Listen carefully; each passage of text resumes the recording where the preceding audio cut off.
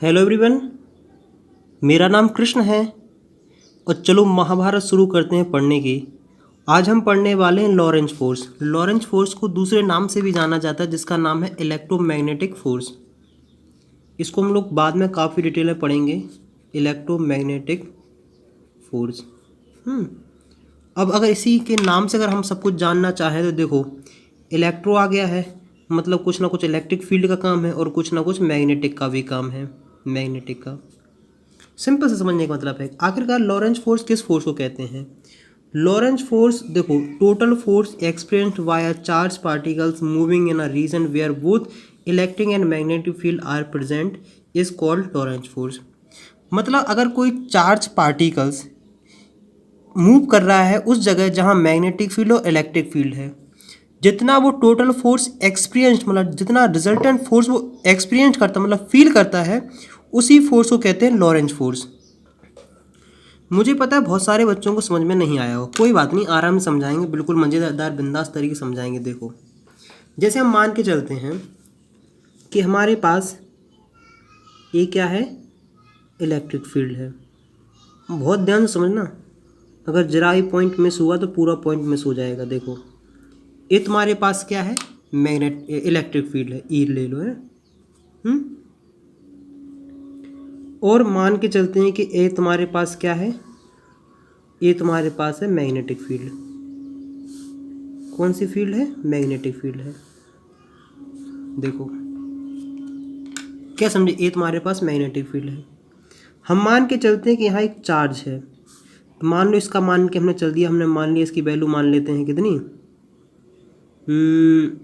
5 Newton पर coulomb.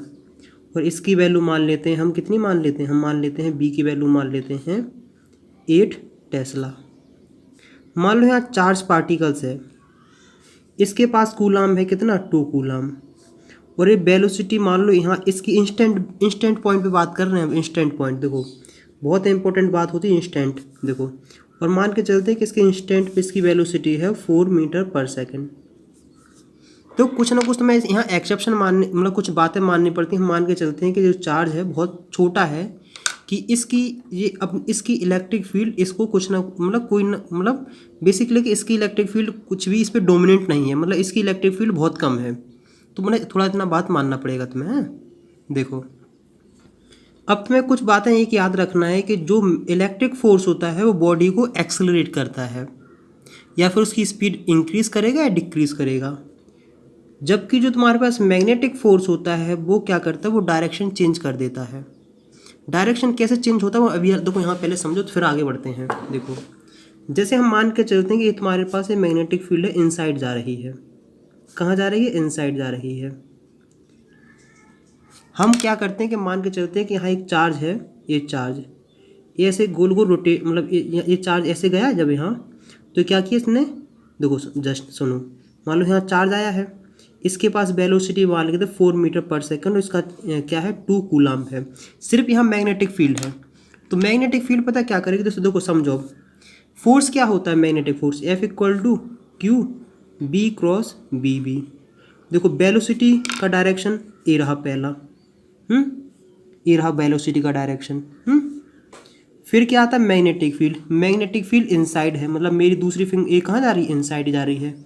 एक ये रिजल्टेंट है, फोर्स का डायरेक्शन है।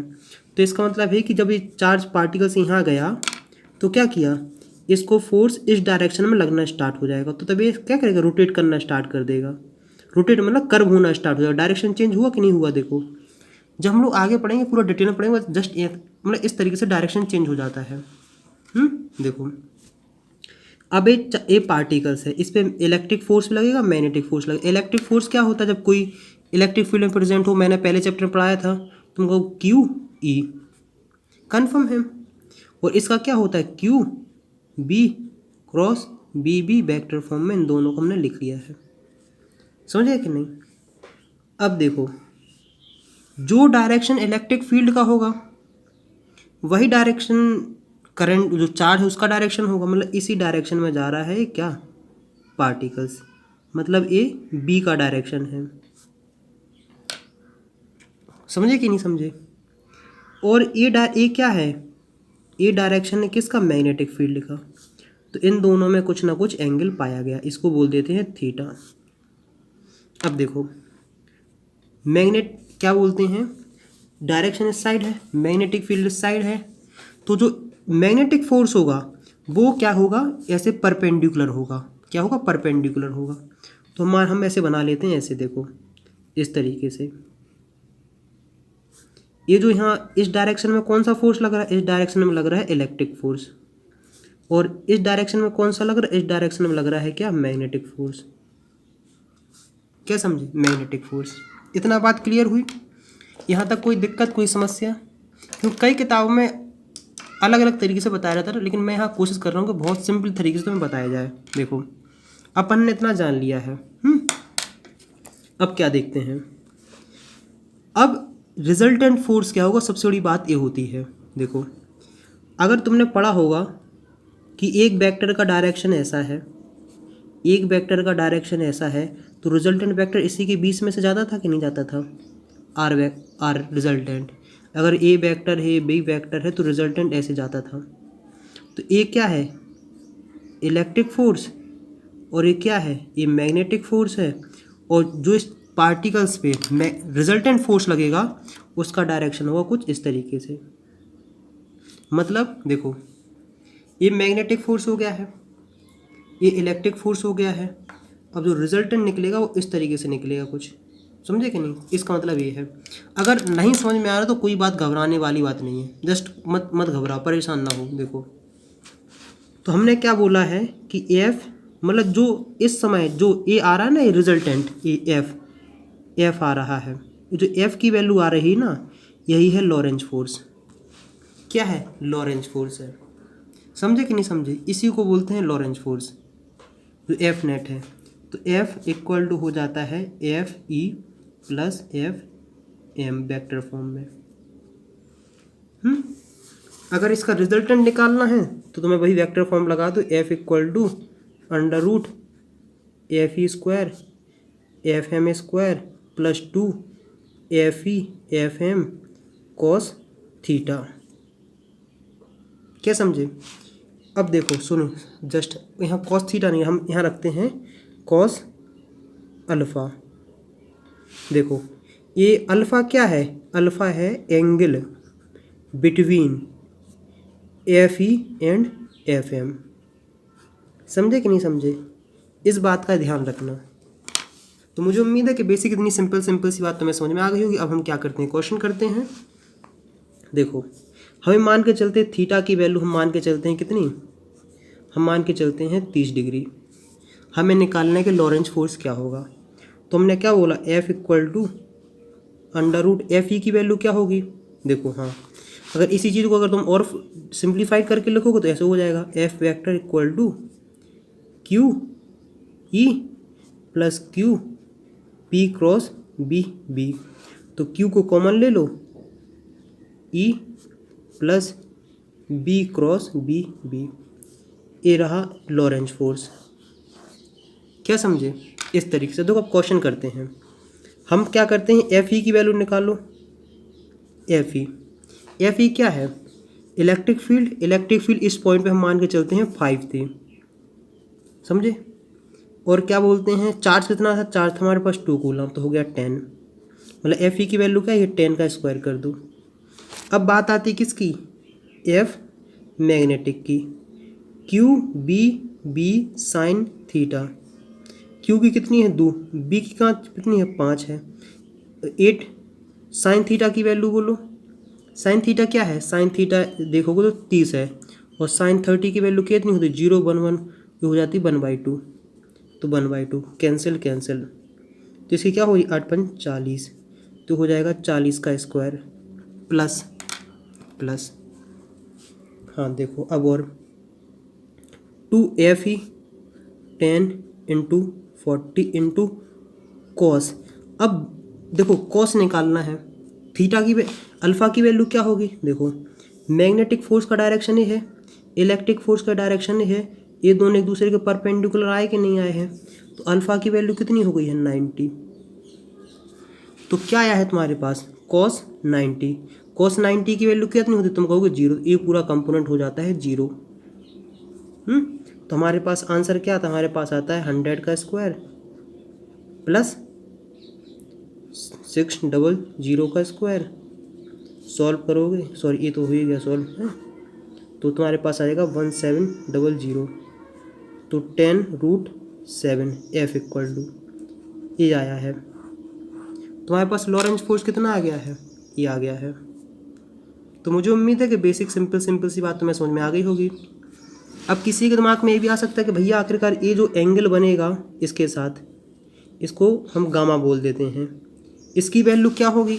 हम कहेंगे कुछ नहीं, देखो सिंपल सा ए है FE और ए है FM। अगर ये समझ में नहीं है तो वेक्टर वाली वीडियो जाके देख लेना। ये रिजल्टेंट है, ये अल्फ गामा है। तो हम क्या कहेंगे, हम कहेंगे लगाओ, पढ़ बेटा पढ़, hard book, 10 gamma equal to perpendicular कितना है FM और बेस कितना है FE। FM की वैल्यू लिखो, FM की वैल्यू कितनी है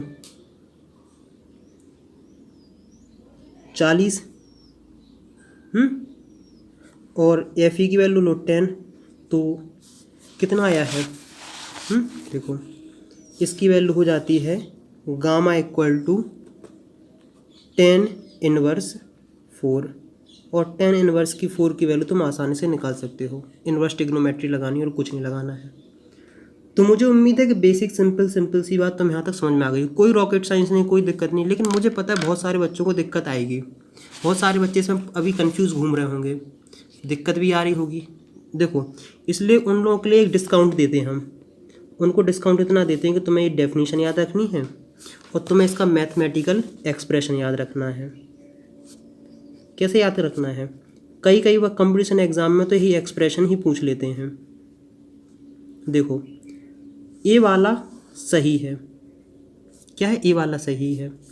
अगर कोई तुम्हें ऐसे लिखते हो FQ B cross B plus E, तब भी सही है। लेकिन अगर तुमने इन दोनों की पोजीशन, मतलब इन दोनों की पोजीशन चेंज कर सकते हो, लेकिन अगर तुमने इन दोनों की पोजीशन चेंज करी तो गलत है। अगर तुमने लिख दिया कि F इक्वल टू Q B क्रॉस B, तो फिर गलत हो जाएगा, समझे कि नहीं, तो फिर गलत हो जाएगा। इस बात का ध्यान रखना, इसकी पोजीशन, इन दोनों की पोजीशन चेंज नहीं होनी चाहिए, क्योंकि यहाँ कौन सा प्रोडक्ट लग रहा है, यहाँ लग रहा है क्रॉस प्रोडक्ट, और क्रॉस प्रोडक्ट में पोजीशन चेंज करोगे आंसर चेंज हो जाता है। तो मुझे उम्मीद है कि बेसिक सिंपल सी बात तुम्हें यहाँ तक समझ में आ गई होगी। F नेट की वैल्यू कैसे निकालोगे, वेक्टर से, क्योंकि तुम सब जानते हो कि ये फोर्स का एक वेक्टर क्वांटिटी है। तो वेक्टर क्वांटिटी के जब भी तुम रिजल्टेंट निकालते हो तो उसे वेक्टर सम लगाते हैं, ना कि अलजेब्रा लगाते हैं। अब कुछ लोगों के बच्चे मतलब दिमाग में क्या आ रहा होगा कि भैया F नेट की वैल्यू 10 + 40 = 50 क्यों नहीं लिखी है, 50 न्यूटन। तो मैं कहूँगा बेटा ये फोर्स क्या होता है, वेक्टर क्वांटिटी होती है। इस बात को भी थोड़ा ध्यान रखो। मुझे पता है बच्चों को ये डायरेक्शन वाले में कन्फ्यूजन हुई होगी, आगे जो वीडियो आएंगे उन सब में बहुत अच्छे से क्लियर करेंगे। तो यहाँ तक बताओ कि तुम्हें वीडियो देखते हुए कैसी लगी है। अब देखो कुछ जनरल और बेसिक बात करते हैं। देखो जनरल देखो, अगर मान लो ये जो पार्टिकल्स है वो चार्ज पार्टिकल्स नहीं हैं, तो इस पर कोई फोर्स नहीं लगेगा, ना इसकी स्पीड चेंज होगी, ना ही इसका डायरेक्शन चेंज होगा। मतलब अगर यहाँ न्यूट्रॉन होगा तो इसमें कोई चेंजेस नहीं होगा। अगर मान लो चार्ज रेस्ट पे है तब भी इस पर कोई तब इस पर मैग्नेटिक फोर्स नहीं लगेगा। क्यों नहीं लगेगा, क्योंकि QBB sin theta. Magnetic force की वैल्यू डिपेंड करती है किस पे, चार्ज पे, वेलोसिटी पे, मैग्नेटिक फील्ड पे और एंगल पे, कितने इन फैक्टर पे करता है। अगर मान लो अगर रेस्ट पे है तो मैग्नेटिक फोर्स की वैल्यू 0 हो जाएगी। और ध्यान रखो, अगर चार्ज की वेलोसिटी मतलब चार्ज का डायरेक्शन, मतलब जिस डायरेक्शन में मूव कर रहा है, और मैग्नेटिक फील्ड का डायरेक्शन अगर एक दूसरे के पैरेलल या एंटी पैरेलल होते हैं तब भी इस पर मैग्नेटिक फोर्स नहीं लगेगा। क्यों नहीं लगेगा, क्योंकि पैरेलल एंटी पैरेलल में साइन 0 या साइन 180 हो जाएगा, इन दोनों की वैल्यू होती है 0। तो मुझे उम्मीद है कि बेसिक, क्योंकि देखो थीटा क्या है, थीटा है angle between B and B। तो मुझे उम्मीद है कि आप बात समझ में काफ़ी अच्छे तरीके से आ गई होगी। और भी क्वेश्चन करेंगे, मज़ेदार क्वेश्चन करेंगे। नेक्स्ट वीडियो मिलते हैं नेक्स्ट टॉपिक के साथ। अगर यहाँ तक वीडियो देख रहे हो तो कम से कम 3 फ्रेंड के साथ वीडियो जरूर से ज़रूर शेयर करें।